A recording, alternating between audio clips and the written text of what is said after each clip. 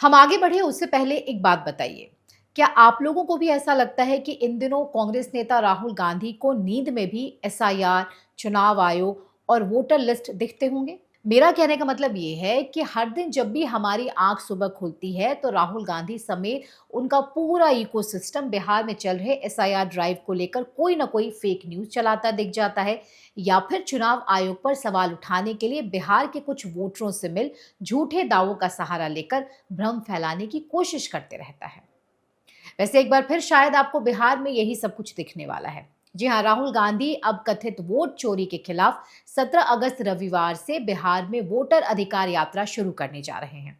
राहुल गांधी ने अपने x account पर एक वीडियो पोस्ट करते हुए अपनी इस यात्रा की जानकारी देते हुए लिखा है कि 17 अगस्त से #वोटर अधिकार यात्रा के साथ हम बिहार की धरती से वोट चोरी के खिलाफ सीधी लड़ाई छेड़ रहे हैं। अब यहाँ सवाल ये कि जिस कथित वोट चोरी और वोटर लिस्ट में गड़बड़ियों के खिलाफ राहुल गांधी बिहार में 16 दिनों की यात्रा के दौरान अलग अलग जगहों पर जाकर वोटरों से मुलाकात करेंगे, उसी मुद्दे पर कांग्रेस शासित कर्नाटक में कांग्रेस पार्टी की हिपोक्रेसी सामने आती है।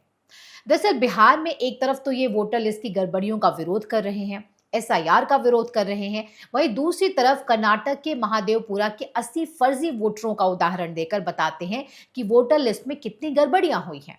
लेकिन उन गड़बड़ियों को हटाने के लिए चुनाव आयोग जिस प्रोसेस का इस्तेमाल कर रहा है उससे इन लोगों को बहुत दिक्कत है। इस तरह के कॉन्ट्राडिक्शन का मतलब क्या है राहुल गांधी जी? एसआईआर का तो उद्देश्य ही है वोटर लिस्ट से फर्जी वोटरों के नाम हटाए जाएं, एक से अधिक जगहों पर जिनके वोटर आई कार्ड बने हुए हैं उसे सही किया जाए। खैर, इन्हीं फर्जी दावों के सहारे बार बार राहुल गांधी समेत पूरा विपक्ष चुनाव आयोग का विरोध कर रहा है, तो दूसरी तरफ सो कॉल्ड पत्रकार भी सोशल मीडिया से लेकर ग्राउंड तक में एक्टिव होकर कांग्रेस के प्रोपोगंडा को आगे बढ़ाने का काम कर रहे हैं। अब देखिए ना, इसे संयोग कहा जाए या स्ट्रैटेजी, कि एसआईआर पर बिहार में सबसे ज्यादा रिपोर्टिंग कर अपने ऊपर एफआईआर तक करवाने वाले अजीत अंजुम भी इसी समय बिहार जा रहे हैं। ये दावे हम ऐसे ही नहीं कह रहे हैं।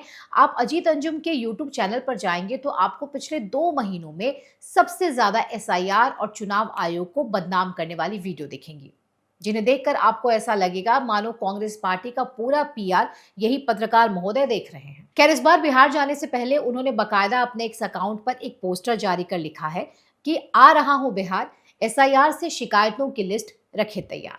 बताइए, अजीत अंजुम ने इश्तेहार तो ऐसे दिया है जैसे अगर वोटर लिस्ट में किसी का नाम छूट गया तो वो अपने बीएलओ या निर्वाचन अधिकारी के पास न जाकर सीधे अजीत अंजुम के पास पहुंचे, वो आपकी सभी समस्याओं का हल कर देंगे। पर इनका ये इश्तहार एक सोची समझी साजिश का नतीजा हो, इस बात से भी इनकार नहीं किया जा सकता।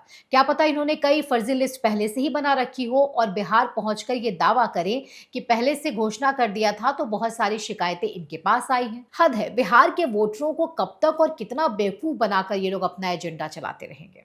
वैसे इन्हीं के खेमे की एक और पत्रकार हैं साक्षी जोशी, नाम तो सुना ही होगा आपने। इन्होंने भी बिहार जाने का ढिंढोरा सोशल मीडिया पर पीट दिया है। एक्स अकाउंट पर अपनी फोटो डालकर मैडम लिखती हैं कि ऑफ टू बिहार, यानी बिहार के लिए रवाना। इन दोनों पत्रकारों का राहुल गांधी की वोटर अधिकार यात्रा के दौरान बिहार पहुंचना किसी भी रूप में संयोग तो नहीं माना जा सकता। हाँ, हो सकता है कि कांग्रेस आला कमान की तरफ से राज्य में एसआईआर और चुनाव आयोग के विरोध में माहौल बनाने के लिए ऐसा आदेश दिया गया हो। चूंकि राहुल गांधी कई दिनों तक बिहार में रहेंगे और कोई आश्चर्य की बात नहीं होगी कि अगर हम अभिसार शर्मा, दीपक शर्मा, संजय शर्मा, पुण्य प्रसून वाजपेयी या रवीश कुमार को भी बिहार में देखें। चुनावी प्रक्रिया को लेकर भारतीयों के मन में भ्रम पैदा करने के टूलकिट पर काम कर रहे इन लोगों ने पिछले 2 महीनों में दर्जनों झूठ फैलाए हैं और अभी तो ये शुरुआत है। फिलहाल टूलकिट गैंग के इस पत्रकारिता को लेकर आपका क्या कहना है, कमेंट सेक्शन में हमें जरूर लिखें। इसके अलावा हमारे वीडियो पसंद आए तो लाइक, शेयर एंड सब्सक्राइब जरूर करें। धन्यवाद।